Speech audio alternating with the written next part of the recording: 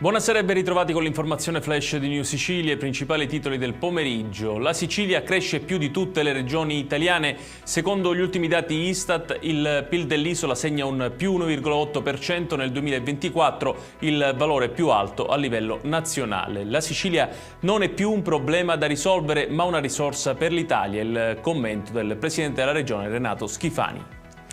E il presidente dell'ARS, Gaetano Galvagno, durante lo scambio di auguri con i giornalisti a Catania, ha parlato di vari temi, tra cui la possibilità di un rimpasto nel governo regionale. Galvagno ha definito fisiologico e strategico un cambio della giunta per compattare le forze di maggioranza in vista delle elezioni del 2027. Passiamo alla cronaca. È Giuseppe Calì, 21 anni, il giovane che ha sparato alla 33enne Valentina Peoni nella notte tra sabato e domenica in piazza Nascè a Palermo.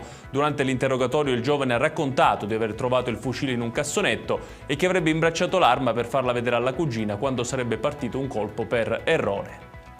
La Sicilia si conferma ultima in Italia per copertura dei vaccini pediatrici nel 2024. Il report nazionale, stilato dal Ministero della Sanità, evidenzia percentuali sotto gli standard per diverse immunizzazioni dell'infanzia, con un divario preoccupante rispetto alla media nazionale e l'allerta degli esperti sui possibili rischi di ritorno di malattie prevenibili.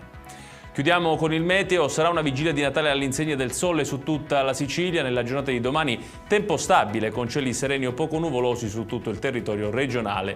Ma si tratta di una tregua breve perché dal weekend è atteso l'arrivo di una nuova perturbazione e l'aumento dell'instabilità. Ed è tutto per questa edizione. Tutti i dettagli su queste notizie li trovate come sempre sul nostro sito www.newsicilia.it. Grazie per averci seguito e buon proseguimento di serata.